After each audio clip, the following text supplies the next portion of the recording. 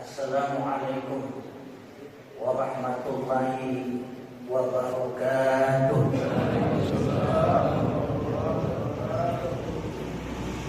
Bismillahirrahmanirrahim. Walhamdulillah. Wassalatu wassalamu ala Rasulillah Sayyidina Muhammad ibn Abdillah wa ala alihi wa sahbihi wa mawalah wa radiyallahu ta'ala an awliyaillah amma ba'd. Para jamaah Masjid Jami' Al-Huda, yang mudah-mudahan kita semua diberikan panjang umur, sehat afiat, mendapat ampunan, kasih sayang, keridhaan, keberkahan, kemuliaan dari Allah Ta'ala. Amin ya rabbal alamin. Wabil khusus kepada para kiai, para asatidz, para pemandu umat, para pimpinan majelis taklim, wabil khusus yang kita muliakan Al-Mukarram Bapak Kiai Haji Bahruddin Anwar, Al-Mukarram Bapak Kiai Haji Rafi'uddin, Bapak Ustaz Humaydi Imran, Bapak Ustaz Bahtiar, segenap para pengurus masjid, para tokoh yang mudah-mudahan mereka semua diberikan panjang umur, sehat afiat, barokah hidupnya, manfaat ilmunya, amin ya rabbal alamin. Para jemaah, kembali lagi kita hadiri kegiatan rutinitas kita taklim di Masjid Al-Huda, satu tempat yang kita yakini kita semua mendapat keberkahan di dalamnya. Tentunya harapan besar kita kepada Allah Ta'ala, hadirnya kita di tempat yang mulia ini, Allah golongkan kita semua ke dalam kelompok hamba-hamba yang salihin. Dan hadirnya kita di tempat ini menuntut ilmu, kita semua mendapat doa dari Nabi kita Muhammad sallallahu alaihi wasallam yang beliau sabdakan, "Man yuridillahu bihi khairan yufaqihu fid din."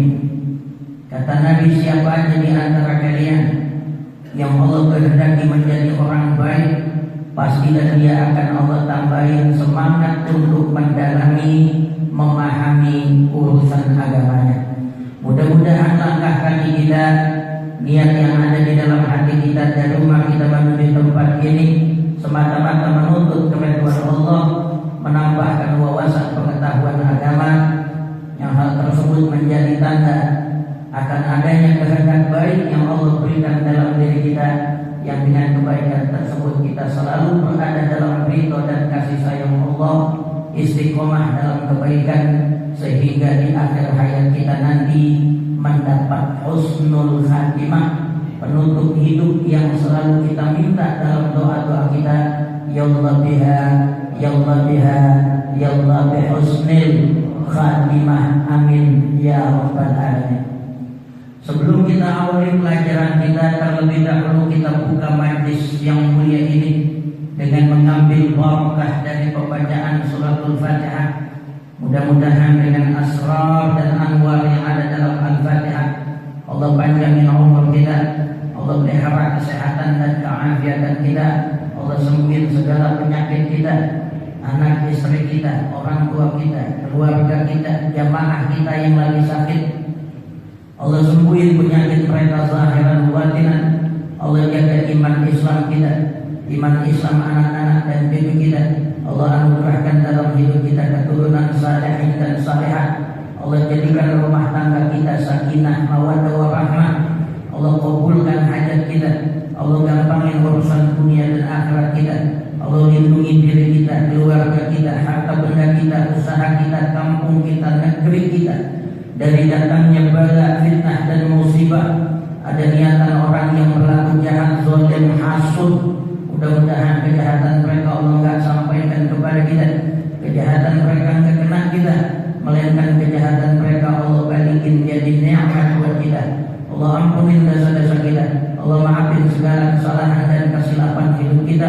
Wabil khusus Al-Fatihah ini pahala kita hadiahkan buat arwah almarhum dan almarhumah orang tua kita, ulama-ulama kita, guru-guru kita, muslimin muslimat yang telah dipanggil oleh Allah Ta'ala. Wabil khusus yang memberikan wakaf di masjid ini, wabil khusus kepada para guru-guru yang ngajar di tempat ini yang telah dipanggil oleh Allah Subhanahu wa Ta'ala. Allah ampuni dosa-dosa mereka, Allah kirimkan kepada mereka pahala yang banyak, Allah masukkan mereka ke dalam keridhaannya, Allah jadikan kubur mereka rawdah min riyadil jannah. Al-Fatihah. A'udzu billahi minasy syaithanir rajim. Bismillahirrahmanirrahim. Alhamdulillahi rabbil alamin. Ar-Rahmanir Rahim. Maliki yaumiddin. Iyyaka na'budu wa iyyaka nasta'in. اهدنا الصراط المستقيم صراط الذين أنعمت عليهم غير المغضوب عليهم ولا الضالين رب اغفر لنا ولوالدينا آمين. Para jamaah, pada pertemuan kali ini saya hanya ingin menyampaikan tentang tafsir surah Al-Maidah ayat 114 dengan rujukan kitab tafsir yang memang namanya jarang kedengaran. Sengaja saya pilih kitab tafsir ini karena kitab tafsir ini menjadi kajian yang sangat representatif baik di kalangan ulama Ahlus Sunnah wal Jamaah dan ulama yang berseberangan dengan Ahlus Sunnah wal Jamaah. Nama kitabnya Majma'ul Bayan, karangan Al-Imam At-Tabarsi. Kenapa saya tertarik untuk membahas surah Al-Maidah ayat 114? Para jemaah, ini subhanallah, adanya korelasi yang sangat spektakuler yang Allah berikan kepada umat Nabi Muhammad SAW. Ini surah ini namanya Maidah, Al-Maidah. Sunufun madiyatun min sunufit ta'am. Maidah ini artinya hidangan yang terdiri dari yang isinya materi dari makanan-makanan. Ada nampan yang ada isinya makanan. Itu disebut Maidah. Karena dalam surah ini ada peristiwa besar yang terjadi pada zaman Nabi Allah Isa alaihissalam. Dalam surah itu Allah namakan surah itu dengan Al-Maidah karena ada peristiwa besar yang Allah kehendaki di zaman Nabi Allah Isa alaihissalam, yaitu turunnya hidangan, nampak buat tanggung-tanggung, nampak lapangan bandara Soekarno-Hatta tertutup semua. Kayak apa itu? Kecoba itu. Allah abadikan dalam surah namanya Al-Maidah, munasabah dengan kejadian yang besar di alam ini. Wa qala Isa bin Maryam, Allahumma rabbana anzil alaina ma'idatan minas samai takunu lana 'idan li awwalina wa akhirina wa ayatan minka wa anta khairur raziqin.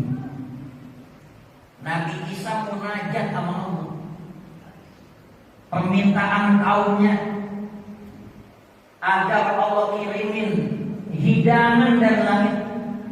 Nabi Isa angkat tangan. Nabi Isa baca doa, Allahumma rabbana anzil alaina ma'idatan minas sama. Karena ada kata-kata Maidah, tuh surah itu dinamai Al-Maidah. Banyak penamaan surah yang susah-susah. Nama surahnya ada dari bagian ayat ini. Min iradatil juz'i wa iradatil kulli, majaz mursal. Walaupun ayatnya banyak, cuman dijadiin nama untuk keseluruhan ayat itu, mengingat ada bagian yang sangat berbeda dari seadanya ayat dalam surah Al-Maidah. Kan kalimat lain banyak disebut, tapi kenapa itu yang dijadi nama? Inilah para jemaah sekalian. Sampai jadi nama karena ada hadis Rasul. Surahnya Al-Maidah. Ayat itu Allah taruh pada urutan ayat 114.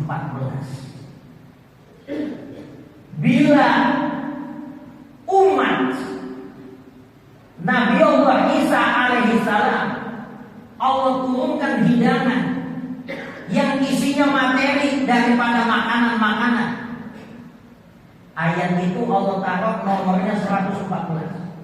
Ini sebuah korelasi yang sangat spektakuler. Kalau umat Nabi Isa diberikan jamuan berupa gegarasan makanan, tapi umat Nabi Muhammad SAW Allah berikan jamuan berupa ilmu 114 yang menjadi nama-nama surah. Para jemaah sekalian, ini mukjizat adanya korelasi. Umat Nabi Isa Allah berikan hidangan berupa makanan, umat Nabi Muhammad tidak kalah. Pada ayat Al-Maidah 114 Allah memberikan anugerah lebih besar dari yang sifatnya gegarasan, dari yang sifatnya materi kepada umat Nabi Muhammad SAW. Allah kasih hidangan ilmu. Ilmu dari mana? Ilmu dari Al-Quran berjumlah 114 surah. Hei umat Nabi Muhammad, janganlah engkau merasa kecil hati. Enggak diturunin hidangan sebagaimana hidangan yang Allah turunkan sama Nabi Isa umatnya. Tapi kau dapat hidangan yang lebih utama, yaitu hidangan ilmu.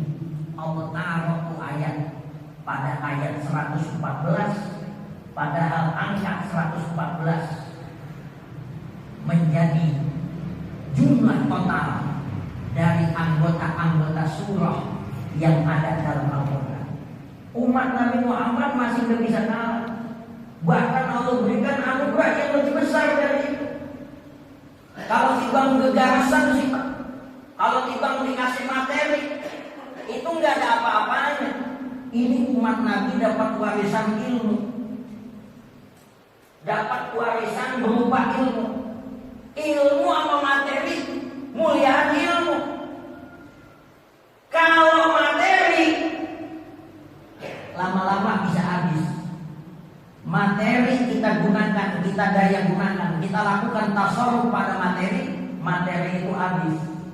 Tapi yang namanya ilmu, manakala dia kita gunakan, maka dia makin banyak aset-aset buat kita. Kita ajari orang itu ngajari lagi. Berapa banyak yang belajar dari itu. Makanya orang yang paling banyak pahalanya dalam kebaikan adalah Nabi kita Muhammad SAW. Karena dari beliaulah yang menjadi muara ilmu yang tadi dibacakan senandung sholawat Mabda'il ilmi wal hikam, muara daripada segala ilmu dan hikam. Seadanya sahabat yang ngamalin ilmu dari Nabi dapat. Seadanya sahabat sama tabi'in, Nabi dapat. Seadanya sahabat tabi'in, tabi'ut tabi'in, Nabi dapat. Seadanya sahabat tabi'in, tabi'ut tabi'in, terus sampai yaumil qiyamah Rasulullah mendapat jariah kebaikan dari ilmu yang beliau ajarkan sampai kepada kita. Kalau yang namanya harta kita yang jagain. Ya Allah, kalau bisa tidur habis gusuran 280 miliar, bingung kalau bisa tidur. Ini lagi bininya demen banget. Kalau lakinya meleng dikit, tuh duit yang merah ada daya. Ya enggak? Bingung orang punya harta bingung. Kagak punya duit bingung. Punya harta bingung. Kalau punya duit bingungan lagi. Ini harta para jemaah. Tapi yang Allah kasih bukan harta, bukan materi. Umat Nabi Muhammad dapat warisan yang namanya ilmu. Ilmu lebih utama. Ini subhanallah, bukan sengaja. Ini ketentuan Allah. Takunu lana ida li awwalina wa akhirina. Menjadi kebanggaan untuk jamuan, baik generasi yang terdahulu maupun generasi yang akan datang sampai yaumil qiyamah. Tapi itu belum ada apa-apanya. Hidangan yang Allah berikan kepada umat Nabi Muhammad berupa ilmu yang termaktub dalam Al-Quran, dan jumlah surah-surah yang ada dalam Al-Quran adalah 114 sesuai dengan ayat, sesuai dengan nomor ayat pada kisah yang Allah abadikan dalam surah Al-Maidah ayat 114. Kemudian ini saya lagi mau lihat kitabnya mana ini aja nemu. Tadi saya mau bawa yang aslinya, lupa. Awal itu sudah laptop ini. Ya Allah. Sudah paham juga. Lihat maksudnya, saya pikir ada maulidnya ki.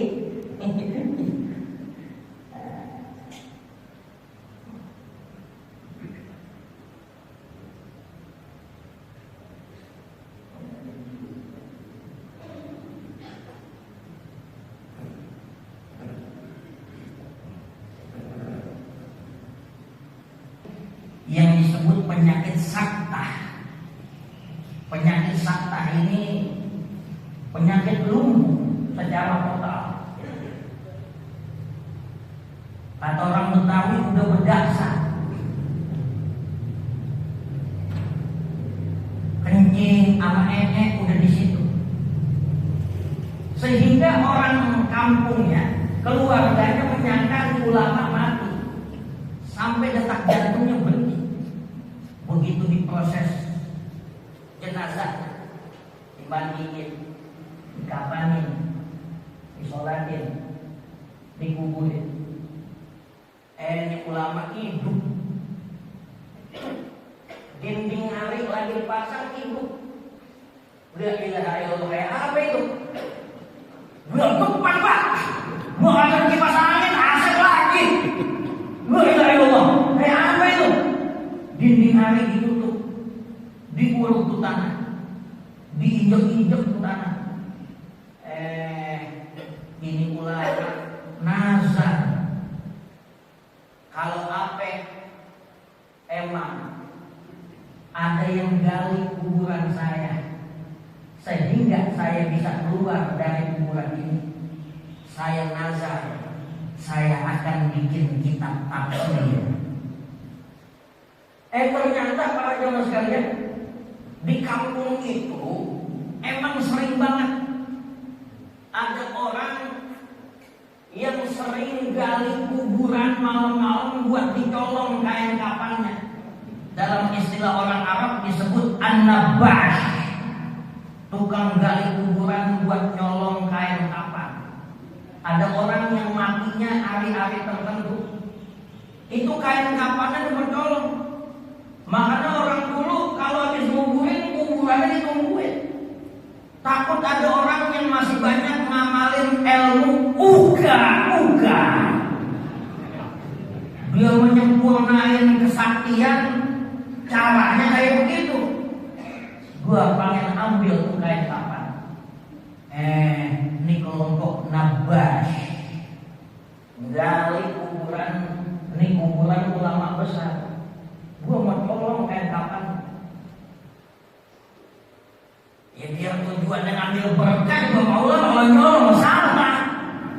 Ya, ada kiai yang sudah catat, ambil berkah menjadi paling ujian. Para jemaah sekalian, nih, ya dia tolong tuh kain kapan. Begitu itu dia gali. Ini ulama biasa, emang masih hidup gitu. Begitu digali, dia teriak, woi, bahasa kita yang kan? Pantut nih, karena udah biasa-biasa ini tukang nyolong yang menjadi profesi. Enggak pernah dia lagi gali kuburan orang itu yang masih di dalam kuburan masih ibu. Kaget tuh orang. Loh, kenapa? Lalu ngapain? Lalu ngapain masih hidup dalam kuburan? Akhirnya tolongin gua.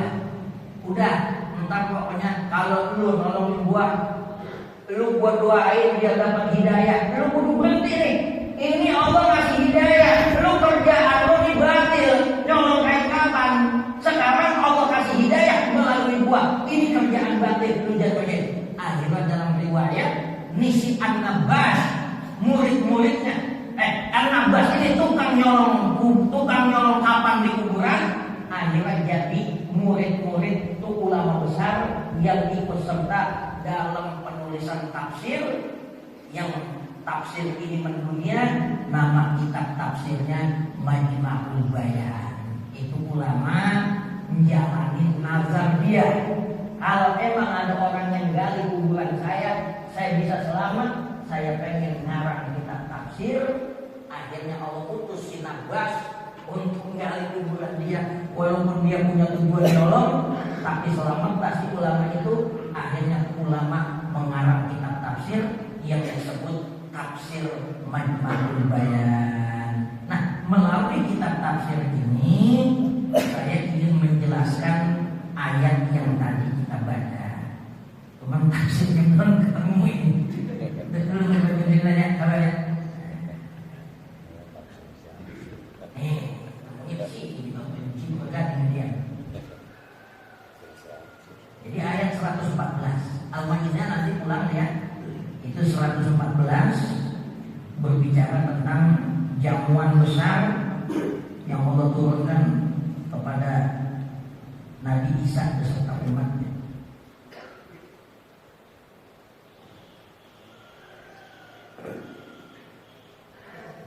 Ngomongnya kita asing juga ini. Jadi susah musuh-musuhnya. A'udzubillahi minasyaitonir rajim. Bismillahirrahmanirrahim.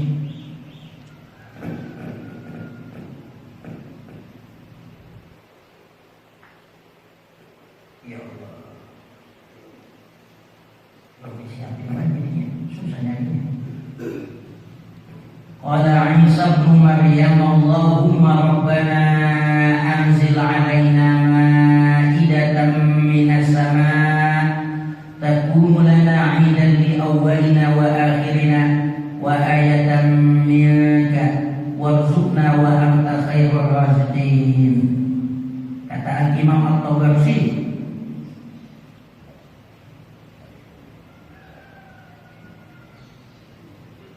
summa akhbara subhanahu an su'ali Isa alaihi salam. Kemudian Allah memberikan informasi tentang permohonan Nabi Allah Isa. Ini umatnya minta didoain sama Nabi Isa. Umatnya punya permintaan supaya Allah menurunin makanan dari langit, hidangan yang isinya makanan dari langit. Faqala Isa bin Maryam an qaumihi. Nabi Isa pun menyampaikan doa tersebut kepada Allah atas permintaan kaumnya. Lamma tamasu minhu, tatkala kaumnya itu menuntut untuk diturunkan makanan dari langit. Wakila, dan ada satu pendapat, innama sa'ala rabbahu hina udina lahu bisu'al. Nabi Isa memohon kepada Allah permohonan tersebut setelah mendapat izin dari Allah Subhanahu wa ta'ala. Jadi begitu umatnya minta, Nabi Isa itu buru-buru tunain. Ini Nabi Isa mikir dulu nih kira-kira bagaimana. Begitu Nabi Isa dapat alamat bahwa Allah mempersilahkan kepada beliau, maka beliau minta kepada Allah Ta'ala, Allahumma Rabbana anzil alaina ma'idatan. Ya Allah, wahai Tuhan kami, turunkanlah kepada kami ma'idah, ay khuwanan alaihi ta'amu, satu bentuk nampan besar yang di dalamnya ada makanan, minas samai, yang turun dari langit, takunu lana ida, yang hal itu menjadi hari raya besar bagi kami. Kila fi ma'nahu, makna ida itu ada dua pendapat. Mudah-mudahan hidangan yang turun itu menjadi hari raya buat kami. Itu yang dikata hari raya, ahaduhuma, maknanya salah satunya natakhidul yawman ladzi tanzilu bihi atau tunzilu bihi, kami akan jadikan pada hari di mana kau turunkan hidangan itu, kami jadikan ia sebagai peristiwa besar, hari raya besar, nu'azzimu, yang kami agungkan hari itu, nahnu wa man ya'ti ba'dana, bagi kami dan bagi generasi setelah kami. Ayat Suddi. Adapun penafsiran dari Imam Suddi, ada ulama ahli tafsir namanya As-Suddi. As-Suddi ini ulama besar dari generasi tabi'in. Beliau belajar kepada Al-Imam Abdullah bin Abbas radhiyallahu anhu. Tabi'in ya. Kalau kita baca kitab-kitab tafsir bil maksur, Ibnu Katsir, tafsir At-Tabari, tafsir Fathul Qadir Al-Imam Asy-Syaukani, ini nama-nama ini muncul karena ini dia generasi tabi'in. Dia dapat tafsir banyak belajar dari sahabat. Ada ulama namanya Imam Suddi. Nama aslinya bukan itu. Nama aslinya Ismail bin Abdurrahman As-Suddi. Karena dia punya profesi dagang di pintu keluar masjid, dia dagang pakaian yang bakal jadi penutup kepala, yang bakal jadi selendang. Karena dagangnya di depan pintu masjid, orang keluar, dia jadi penghalang dagang. Disebutlah sudah, karena nama itu sering populer bagi dia, disebut namanya As-Suddi. Ismail bin Abdurrahman As-Suddi, karena dia dagang lempengan pintu keluar pintu keluar masjid. Ini ulama yang jadi murid Ibnu Abbas radhiyallahu anhu. Wa Qatadah, begitu juga Qatadah. Qatadah ini ahli tafsir zaman tabi'in, sama muridnya daripada Al-Imam Abdullah bin Abbas. Wa Ibnu Jurayj, begitu juga dengan Ibnu Jurayj, masih generasi tabi'in. Jadi ini tafsir ya, menampilkan penafsiran-penafsiran di kalangan sahabat yang telah dikumpulkan atau diriwayatkan oleh generasi setelahnya, yaitu di kalangan tabi'in. Wa huwa qaulu Abi Ali Al-Jubahi, dan ini merupakan pendapat yang juga dimunculkan oleh Abu Ali Al-Jubahi.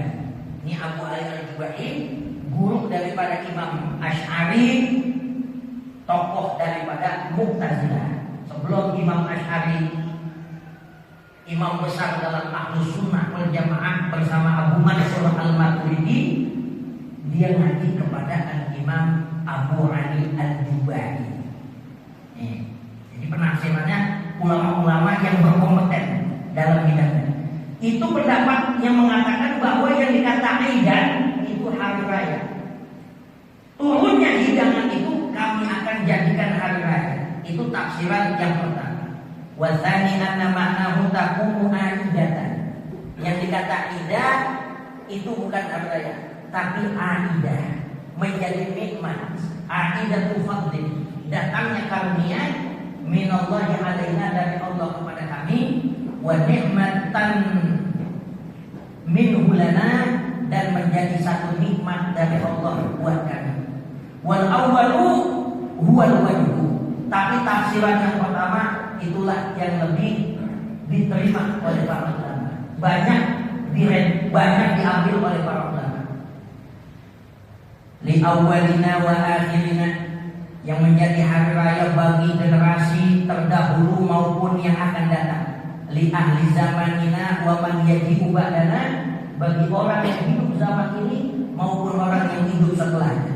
Wakila, dan ada pendapat lain mengatakan maknahu artinya yaqulu minha akhirun nasi kama yaqulu awwaluhum. An Ibnu Abbas. Kata Ibnu Abbas, makna li awwalina wa akhirina bukan hanya jadi hari raya bagi terkenal bagi umat terdahulu dan yang akan datang, tetapi kata Ibnu Abbas bahkan itu makanan yang turun dari langit dimakan dari orang zaman Nabi Isa sampai hari kiamat belum habis-habis. Itu dari pendapat Ibnu Abbas. Wa ayatan minka, dan kau jadikan turunnya makanan itu sebagai mukjizat. Kata-kata mukjizat dalam Quran tidak disebut secara jelas. Kata-kata mukjizat banyak ditafsirkan dari kalimat ayatan. Ya, kata ayat, bayinan itu namanya mukjizat. Adapun kata-kata mukjizat tidak langsung Allah sebut dalam Al-Quran. Ini mukjizat tafsiran dari ayat, dari bayinan, ya. Bil mukjizati uhidu takaruma wa ismatul bari likulil hadiman. Al-Imam Ibrahim Al-Laqani, bahwa nabi, para nabi dan rasul Allah kasih mukjizat buat menempelak, buat mematahkan argumentasi musuh-musuh yang menjadi penghalang dalam dakwahnya para nabi dan rasul. Itu nabi dan rasul Allah pada kasih mukjizat. Dalam Quran kata mukjizat tidak disebut langsung, tetapi Allah gunakan kalimat ayatan. Allah gunakan kalimat bayyinah. Itu artinya mukjizat.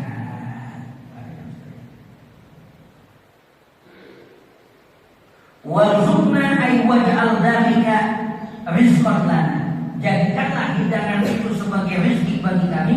Wa qila ma'nahu warzuqna syukra 'alaiha.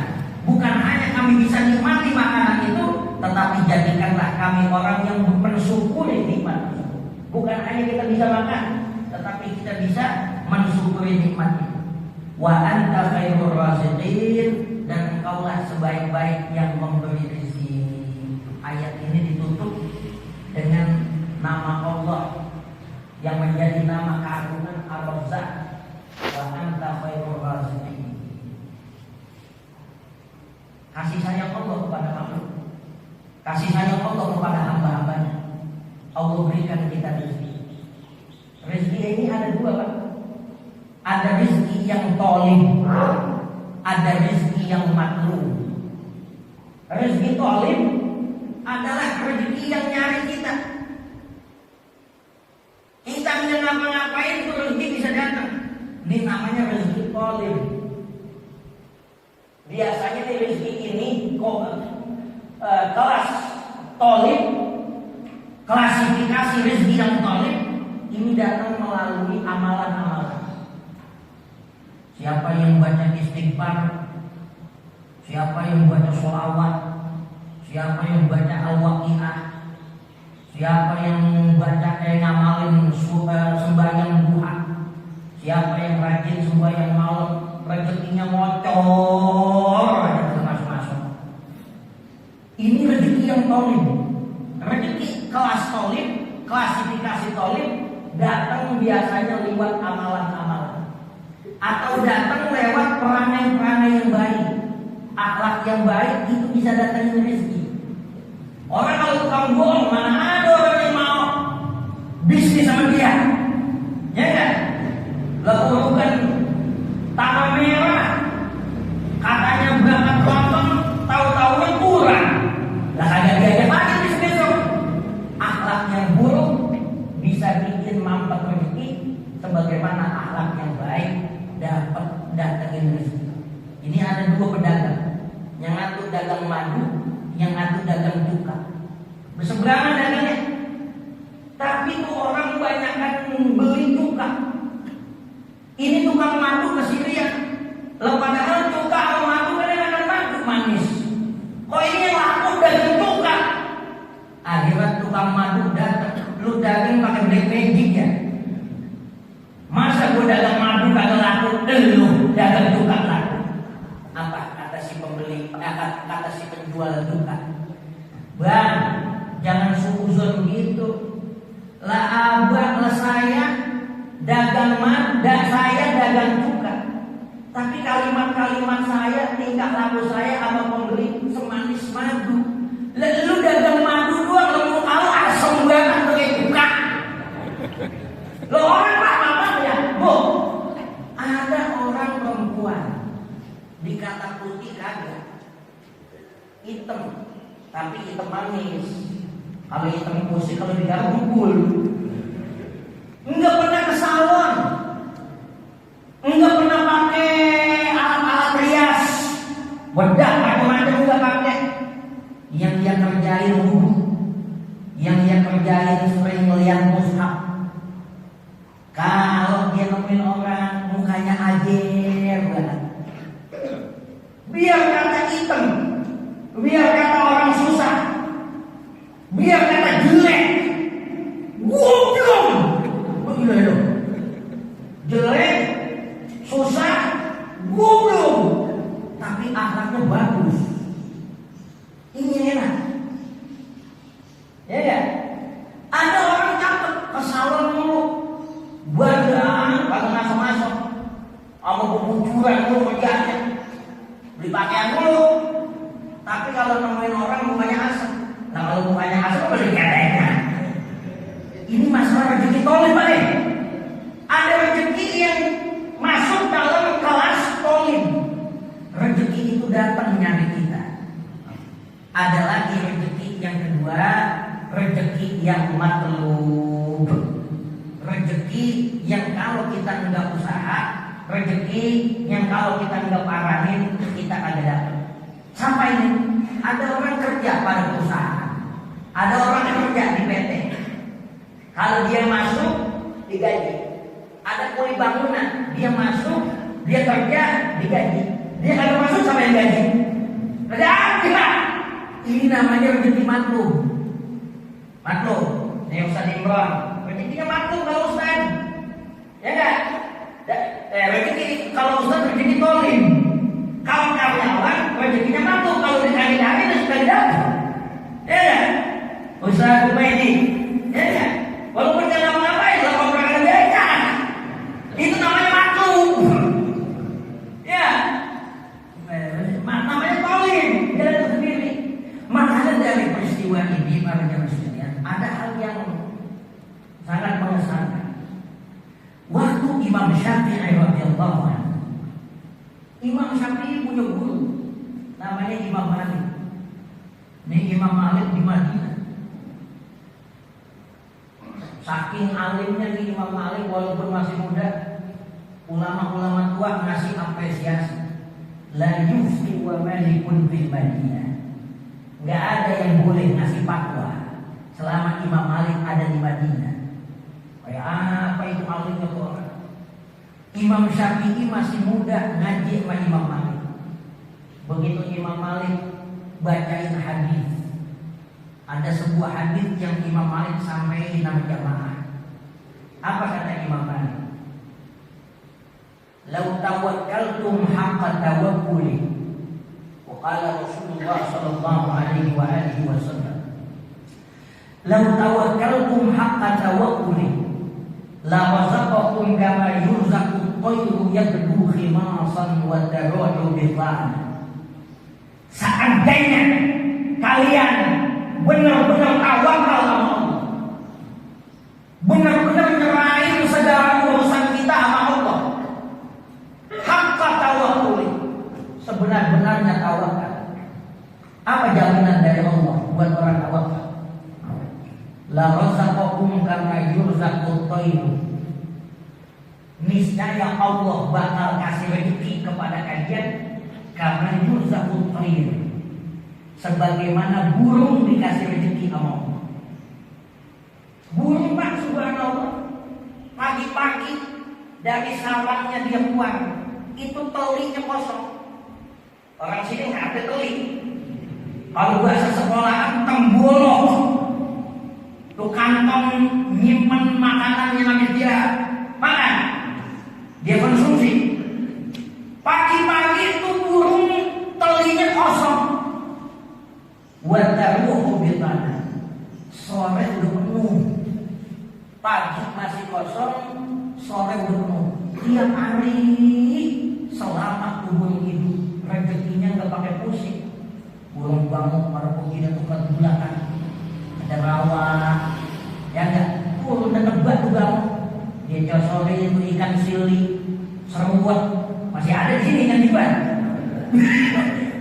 Ada di sini kan? Ya enggak? Nah ini ikan sili, pulang kenyang, balik lagi dia. Kagak pakai mikirin bagaimana bulan depan, tahun depan.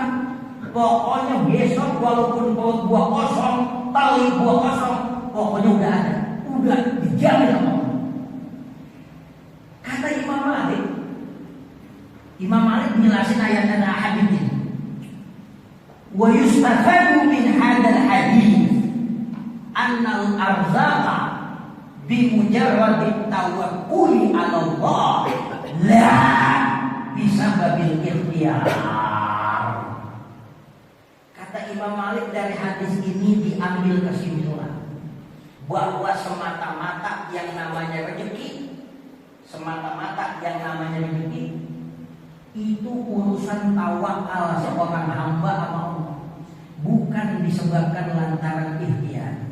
Menurut Imam Malik, kata Imam Malik, rezeki datang bukan dengan sebab ikhtiar, tapi sejauh mana si hamba itu tawakal sama Allah.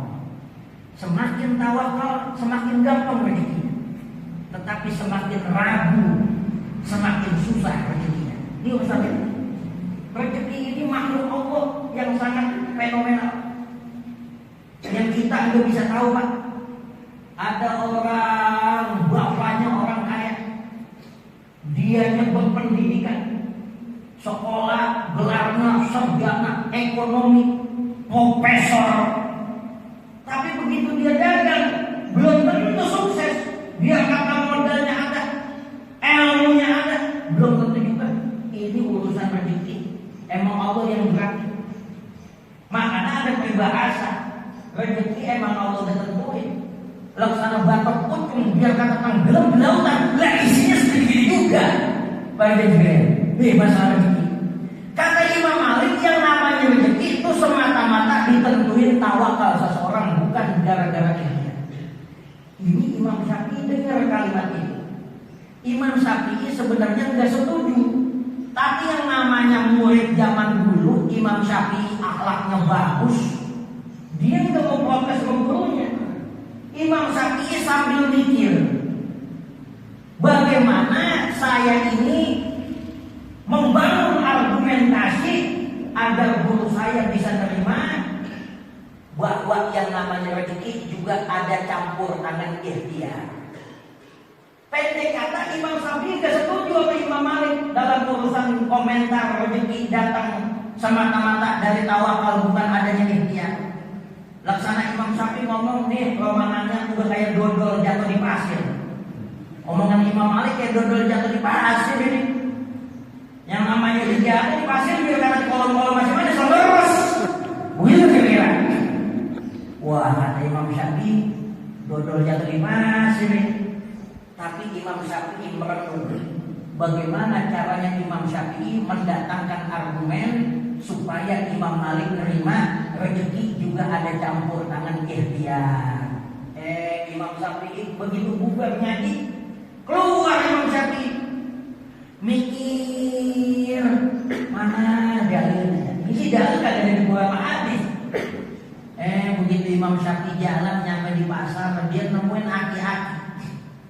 Ini aki-aki lagi bawa keledai. Keledainya ada tumpukan karung korma. Tuh apa yang mundung-mundung tuh karungnya. Begitu keledainya jalan, ini yang namanya karung. Keledai jalan, jalanan berumah. Itu karung miring, apa terguling jatuh. Kata Imam Syafi'i, wah iya nih aki-aki udah tua, karung yang tadi ditaikkan mak kulit jatuh. Imam Syafi'i lari, bantuin tuh aki-aki ngangkat karung korma. Dipegangin sama Imam Syafi'i sampai tuh aki-aki nyampe rumah. Begitu Imam Syafi'i nolongin tuh aki-aki, aki-aki ngucapin terima kasih. Ya Allah tong, bahasa kita yang tidak. Makasih banget ini. Kalau kagak dulu, dah. Lihat petan aja semuanya di korma. Anak terima kasih banget bete. Jangan pulang dulu. Tuh aki-aki masuk, nandingin korma, dibikinin 2 plastik. Nih, karena ente udah bantuin aneh, ente aneh kasih hadiah korma 2 plastik. Imam Syafi'i langsung ting ting ting ting ting ting ting ting. Wah ini dia nih jalannya. Rezeki kudu ikhtiar. Ya Allah gua kalau di rumah aja, akbar kogan sampai ngasih. Wah, waktu Imam Syafi'i tentuin. Datangin Imam Malik. Ya Imam, wa idh talabun wahid. Saya punya satu permohonan. Tadi ngaji pagi, seolah-olah saya dengar dari pendapat ente saya kurang setuju. Laksana dodol jatuh di pasir biar kata kita makan masing-masing mengeras. Ini saya datang kemari punya 2 opsi. Yang pertama saya datang kemari pengen ngasih ente hadiah. Saya punya 2 guru atu. Yang kedua, saya pengen buktiin bahwa saya punya hujah. Rezeki itu bukan semata-mata ikhtiar. Rezeki itu bukan semata-mata tawakal sebagaimana yang antum sampaikan. Bahwa ada peran ikhtiar. Buktinya saya dapetin ini, hadiah ini saya dapat karena saya nolongin aki-aki. Apa mendengar argumen Imam Syafi'i? Imam Malik langsung buka itu kantong kresek. Dia makan tuh korma sambil dia ketawa. Ha ha ha ha. Ya Syafi'i, kalau rezeki pakai ikhtiar sih itu makom lu. Lu gua yang ngapa-ngapain dapat. Udah dua-duanya.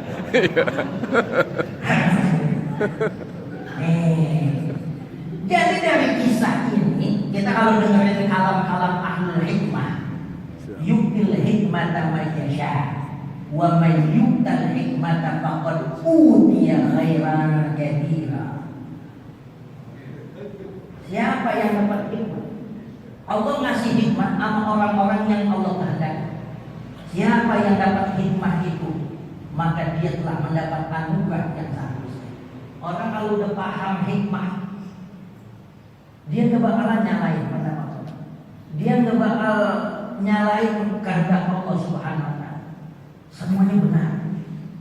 Ternyata rezeki itu jadi ada 2. Ada rezeki yang tolib, kelas pekerja.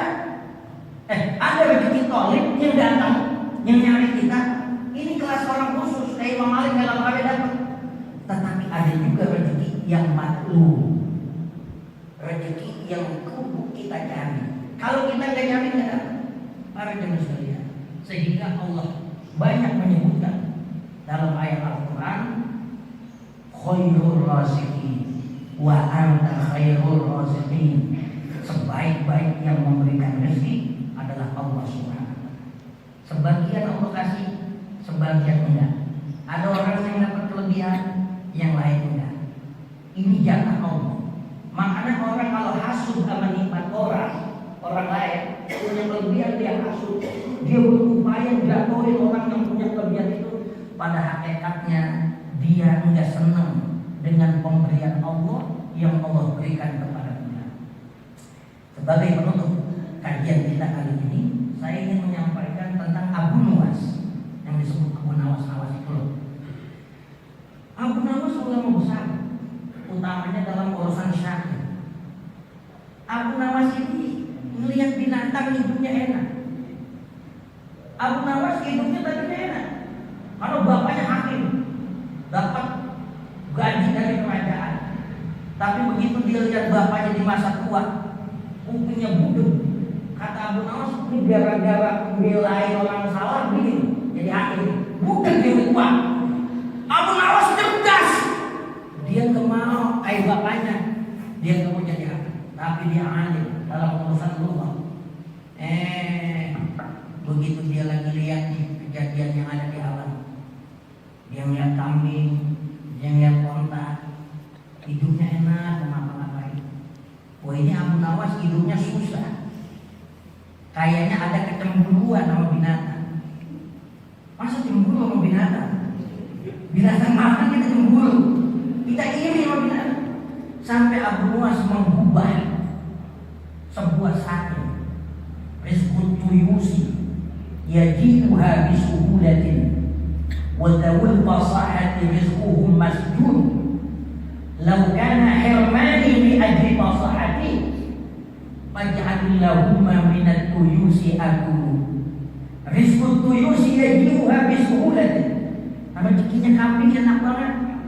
Asal dia datang ke pekarangan orang, ada pohon, apa itu? Dia makan. Dia jalan ke sawah, ada kebun kampung, dia makan. Dia nemu kebun, dia nemu ladang, dia makan. Gampang banget makan. Rizqut tuyusi yaji'uha bisuhulatin. Rezekinya kambing enak banget, gampang. Wa dawul fasahati rizquhum masjun. Sedangkan saya ahli bahasa, sedangkan saya ulama, rezekinya ini terbatas. Walau rizqut tuyusi yaji'uha bisuhulatin wa dawul fasahati rizquhum masjun law kana hirmani li ajli fasahati. Kalau emang semata-mata saya rezekinya dikit gara-gara saya jadi ulama, faj'alillahumma minat tuyusi akulu. Ya Allah, mulai gini aneh, jadiin saya kambing. Namanya Abu Nuwas, emang jenaka banget. Orang sama kambing ini masih cemburu, masih hasut, masih iri. Nah, makanya orang kalau iri, dia tidak terima apa pemberian Allah buat orang lain. Ini ada ulama, dia belajar ilmu, buat nahwu, ngajar hadis, rezekinya segitu-gitu aja. Dia lihat orang rezekinya enak-enak, ada kegundahan dalam hatinya. Kok aneh tukang sembahyang rezeki aneh segini-gini juga. Orang dia sembahyang jarang-jarang, ngaji kagak, rezekinya enak banget. Kan begitu banyak banget. Kama alimin yaskunu baitan bil qira wa jahilin yamliku quran wa dura. Berapa banyak orang alim hidupnya ngontrak. Wa jahilin yamliku quran wa dura. Berapa banyak orang goblok hidupnya senang, bukan cuma punya rumah, gunung beli. La ilaha illallah. Robosan Rejo, daerah Cipanas, lah gunung beli. Kayak apa itu? Ulama yang benar-benar ibadah, yang benar-benar jagain syariat, hidupnya ngontrak. Giliran orang yang kagak ibadah, rezekinya banyak banget. Ini ulama gundah ya. Kama alimin yaskunu baitan bil qira wa jahilin yamliku quran wa dura.